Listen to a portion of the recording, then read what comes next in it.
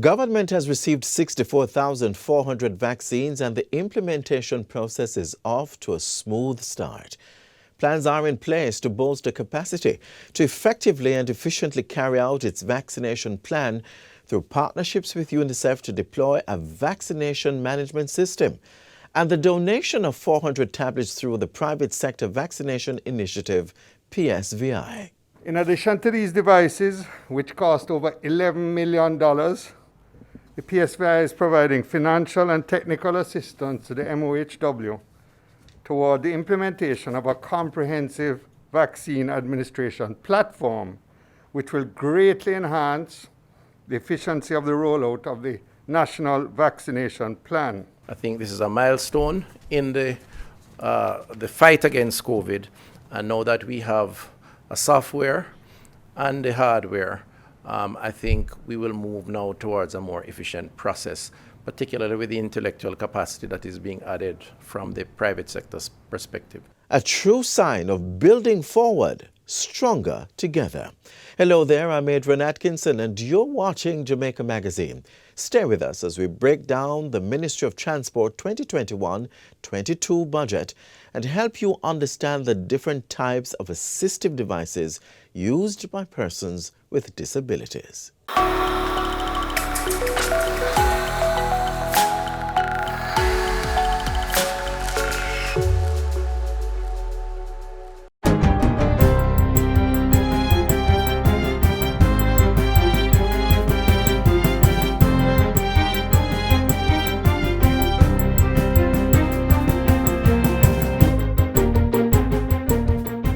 Good day, I'm Theodore Henry and this is your JIS News for Thursday, March 18. Several of the island's public hospitals are now in receipt of a 7 to 14-day supply of liquid oxygen. The Health and Wellness Ministry gave the update saying the shortage of medical-grade oxygen experienced on the weekend has been rectified.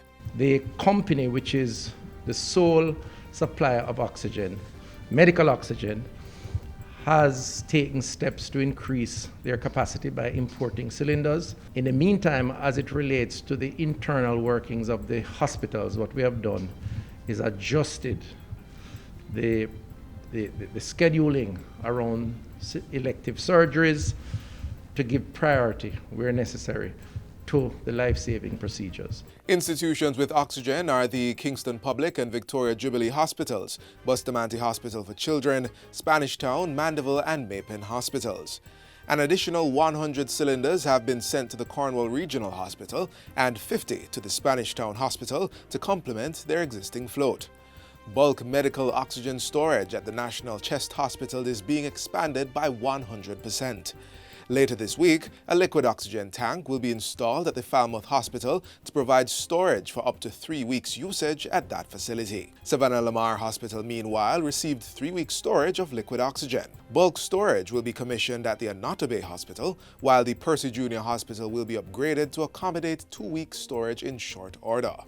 Supplier IGL Limited reports that all other hospitals will be adequately supplied with 450 cylinders in April to ensure there's a surplus.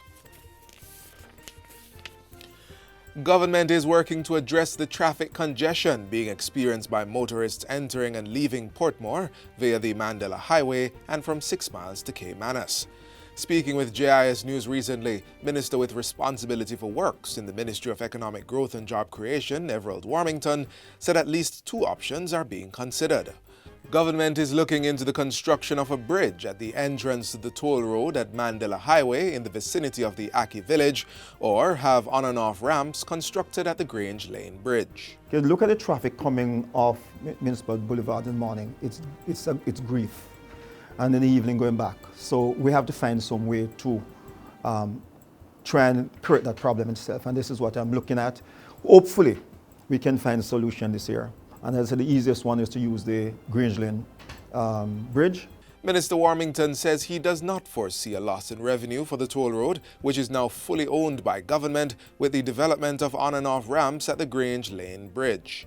Meanwhile, the National Road Operating and Constructing Company, NROC, is reassuring the public that additional access to the highway will be created as it looks to facilitate the numerous housing developments currently under construction. Individuals and business operators holding environmental permits issued before and after April 1, 2015 are being advised to renew them before the March 31, 2021 deadline. The National Environment and Planning Agency, NEPA, said this deadline marks the end of a one-year grace period that was granted by the agency. Urban planner at NEPA, Latoya Crawford, said while permits granted before 2015 for ongoing applications did not require renewal, existing permittees are now required to do so. Permits that have not been renewed by March 31st, 2021 would be considered expired. Therefore, continual operation would be a breach of the Natural Resources Conservation Authority Permits and License Regulations of 2015. Businesses and individuals are liable, therefore, for prosecution. Ms. Crawford was speaking at a JIS think tank. According to Ms. Crawford, some of the subsectors that are now due for renewal include petroleum, hydrocarbon, hazardous and material storage, as well as scrap metal.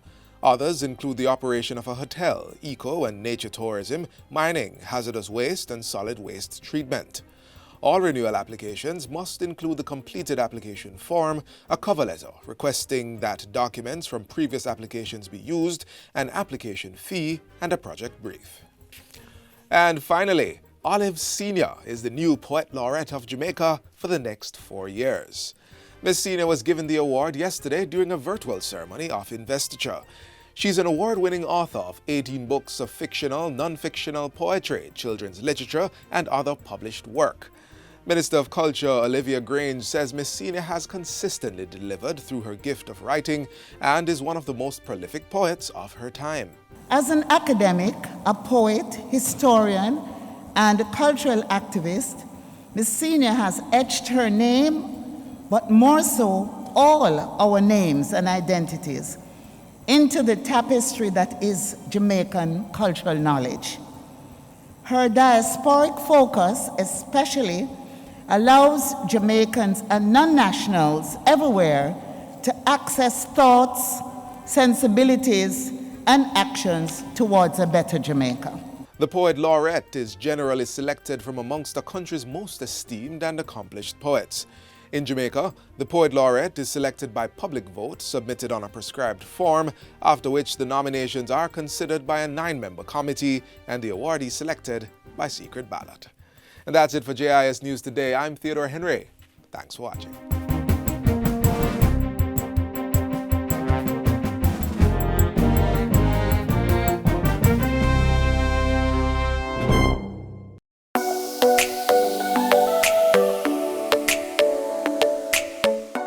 To properly carry out a hand rub, apply a palmful of the product in your cupped hand, covering all surfaces. Rub your hands palm to palm. Rub your right palm over the back of your left hand with interlaced fingers and vice versa. Rub your hands palm to palm with fingers interlaced. Rub the back of your fingers to opposing palms with fingers interlocked. Rotationally rub backwards and forwards the clasped fingers of your right hand in your left palm and vice versa. Once your hands are dry, they are now safe.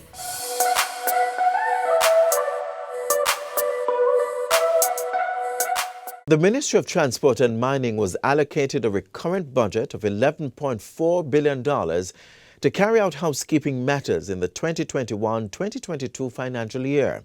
Here's more. Whatever your mode of transportation, the movement continues, even as the resources of the land are being mined to add value. This financial year, the Transport and Mining Ministry is operating with a budget of $11.49 billion to advance its works. It also expects to earn $437.73 million to supplement its efforts.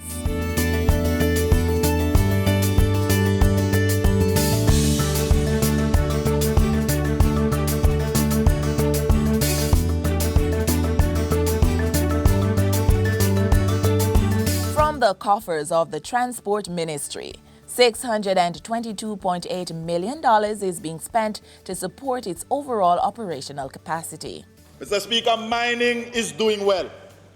Other minerals are being actively explored. The outlook is excellent and mining's best days are ahead of us. As mineral mining continues to be one of the critical avenues driving economic development for the nation, the government has dedicated $192.5 million from this year's budget to the sector. This sum includes $48.3 million for the inspection of mines and quarries and $1.6 million to facilitate quarry zoning services. The ministry will continue with the exploration of metallic and non-metallic materials, which will be furthered with a $6.74 million allocation. The Ministry of Transport and Mining remains committed to being the driving force behind a sustainable and reliable transport system. The planning and development of sustainable and efficient road networks will continue into the new financial year, with $81.83 million set aside for that cause. This will particularly support the operating expenses of the Toll Road Authority.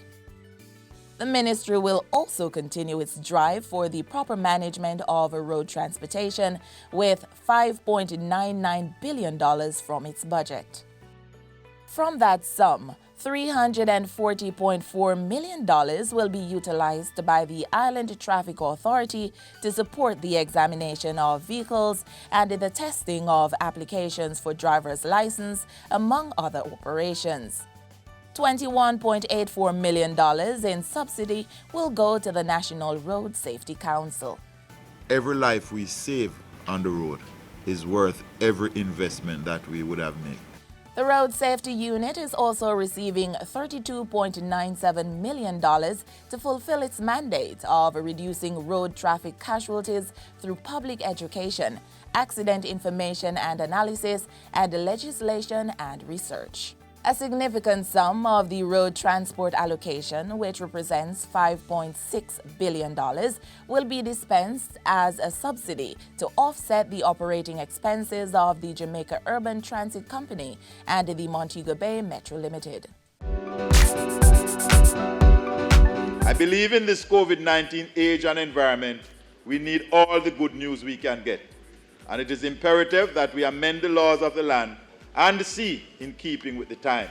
The ministry's drive for development continues far beyond land, as $474.91 million will go towards shipping, ports, and lighthouses. This is to largely support the Maritime Authority of Jamaica's work in the development of shipping and regulating matters relating to merchant shipping and seafarers. The transport industry is not about driving a car or a bus. It is also about flying a helicopter and flying a plane. The journey continues in aviation, as this financial year, $4.51 billion has been budgeted to support the operational expenses of the Jamaica Civil Aviation Authority. That entity will continue to regulate air navigation services, promote air safety, and regulate developments in our aviation industry. We are steering forward with the new airport developments. The ministry's scientific and technological services will function with a $51.48 million budget. This includes the output of seismic research that will allow for the publication of Jamaica's seismic code and maps. There will also be the contribution of data to the Caribbean Tsunami Warning Program, implementation of an effective earthquake early warning program, and information to guide the National Building Code. We're moving in a new direction. We're moving to chart a new course. We're moving to make this industry to garner the respect that it ought to get. And we're asking you, and we're making these changes so that Jamaica may, under God, increase in beauty, fellowship, and prosperity. An engine that never fails or stops. The Ministry of Transport and Mining. And this financial year, the drive continues to develop a Jamaica which we can all truly appreciate.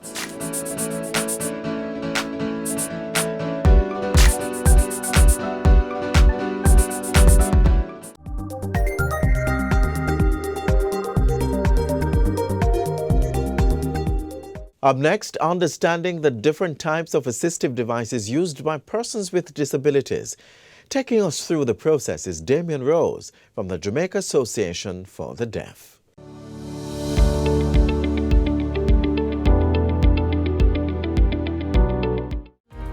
What is a screen reader? A screen reader is a piece of assistive technology that captures information from your screen and converts it to speech or as braille on a braille display. Are there different types of screen readers? So for the Windows-based computers, there are 3 types of screen readers that are used. There's the most famous one, JAWS, Job Access with Speech. There is NVDA, that means non-visual desktop access, and there is Narrator that is built into Windows. So for this demonstration, I'll be using JAWS. And if JAWS is already installed on your system, all you need to do is go to your desktop, press J for JAWS and press enter, and it will announce that it has been loaded. Right, so I'll be also using Microsoft Word to demonstrate how we type and how the screen reader works with us when we're typing. So I am now going to go ahead and type something, and you will hear the screen reader reading what I type, letter for letter. I. Space F, Y, space F, A, F, E, space I, S, space spelling error, A, F, I, O, N. Right? And if I want to hear what I type, I use the arrow keys on the keyboard and it will tell me what I type. Hi, my name is Damien. Hi, my name is Damien. And that was what I typed. So this is how the screen reader works along with Microsoft Word and any other program that we use on the computer. Also, for our mobile devices, yes, they too also have screen readers. So for the iOS, there's one called VoiceOver. And on the Android-based system, there is Google Talkback, and Samsung also has their own screen reader that is called Voice Assistant. So for this demonstration, I'll be using Google Talkback on a mobile phone. And how the screen reader works is if I put my finger anywhere on the screen and there's an icon there, then the screen reader will announce that icon. Let's try this. Chrome. Double tap to activate. Double tap and hold to long press. Actions available. Use swipe up then right to view. Okay, so the icon that I touched was Chrome.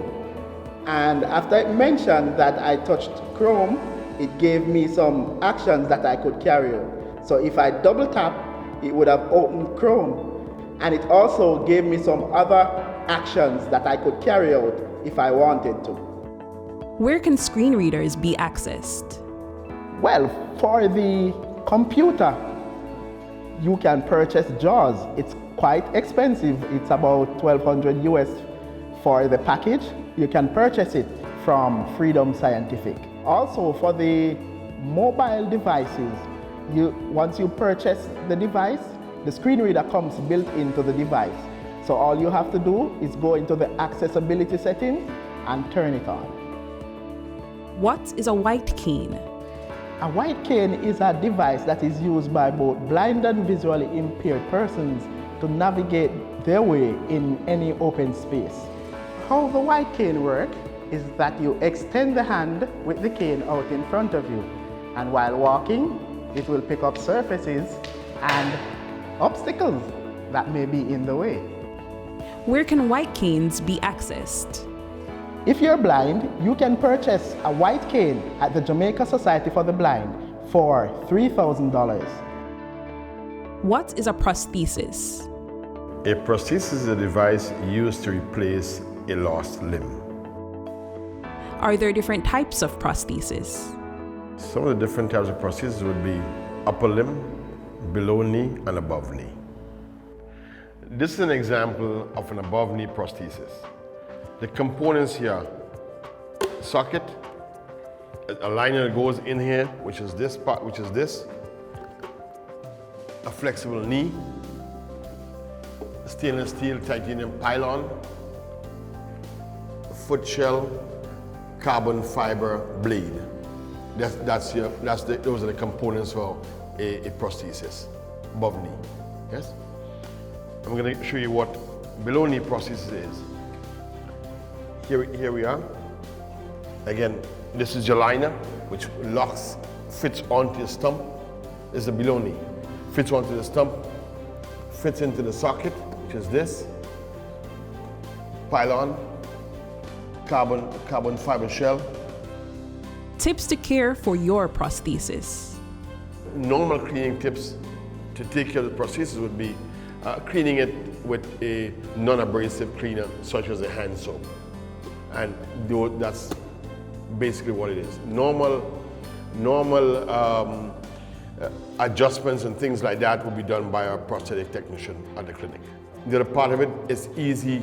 It's a snap in, snap out, and he's going to show you how he takes it off. So go ahead, take it off.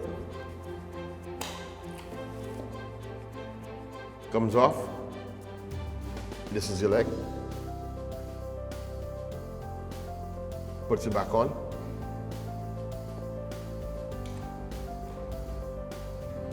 Locks into place. It's good to go. Where can I get more information or help? More information can be had at the Surgex Prosthetic Clinic at the Sir John Bowling Rehab Center, Mona, Kingston. A production of the Jamaica Council for Persons with Disabilities, a department of the Ministry of Labor and Social Security.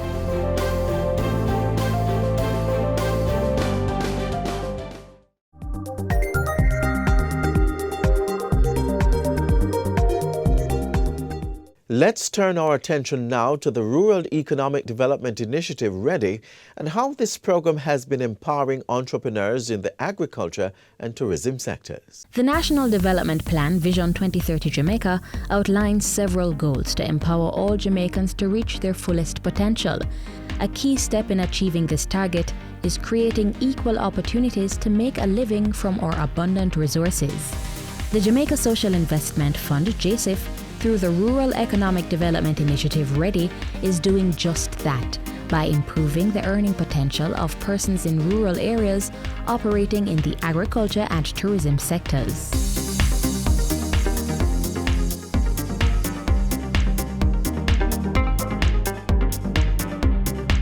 The first phase of the program, which ended in 2017 after a 7-year run, provided benefits to over 19,000 micro and small-scale rural agricultural producers, as well as tourism product and service providers.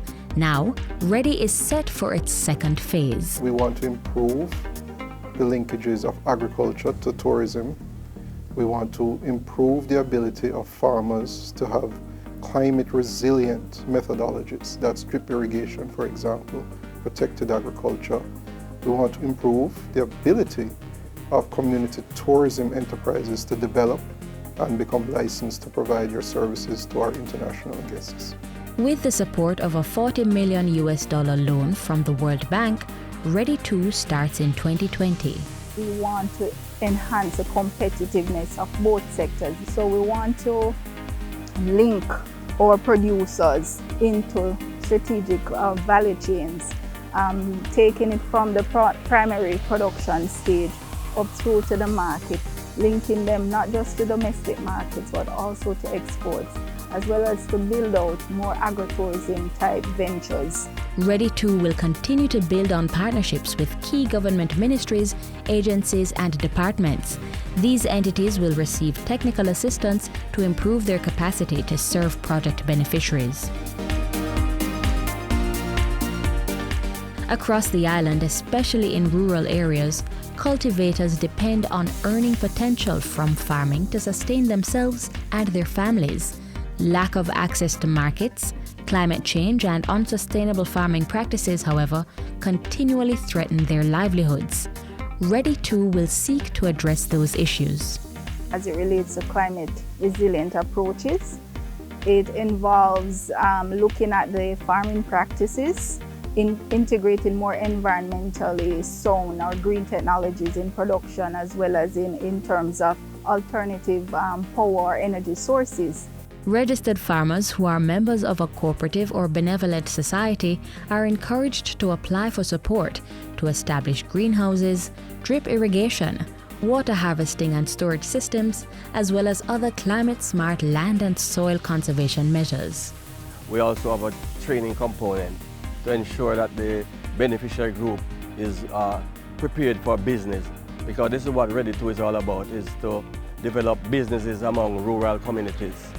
These groups have to be legally registered, either as a cooperative, a benevolent society, or a special authorized society, but they have to be legally registered. The project will target vulnerable groups such as women, youth, and persons with disabilities. Groups are encouraged to incorporate these individuals in their associations for inclusiveness. Everything that you see on the farm right now is from Ready. The plastic, the mesh, the irrigation system, the drums, everything. And we even receive training through them, all the necessary trainings that you would need to operate a greenhouse and to supply the wider market. The project helped us in finding market. We got the market through RADA. It has improved my life in the sense that I'm not financially dependent on anyone. I'm my own boss, so I choose the times I work, and it's working out quite well for me.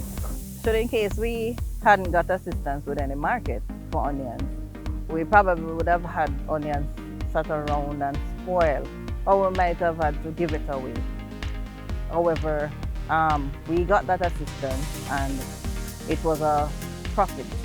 And for those farmers who usually experience seasonal gluts, support will be given to construct more post-harvest and cold storage facilities.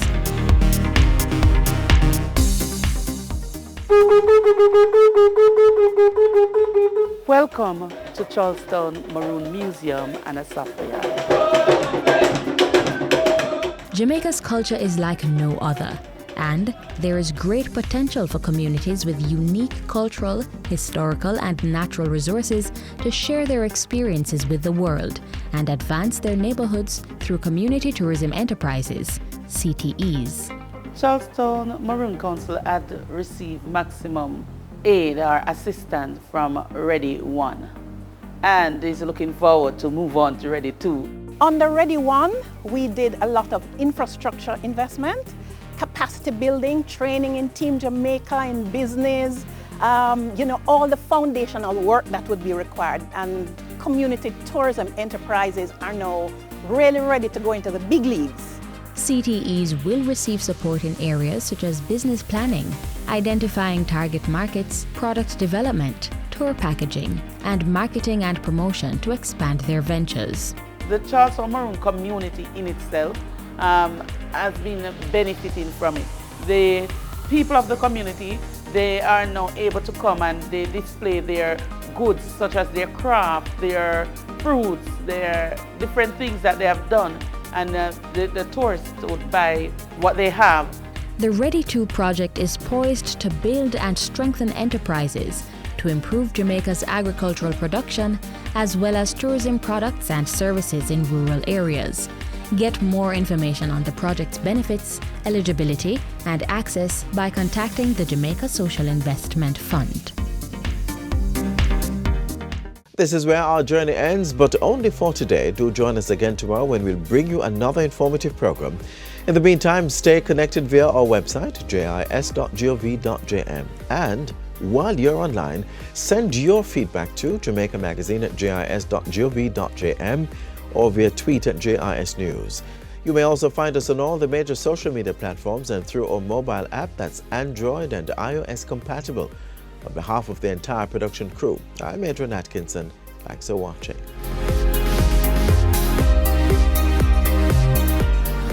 This has been a production of the Jamaica Information Service, the voice of Jamaica.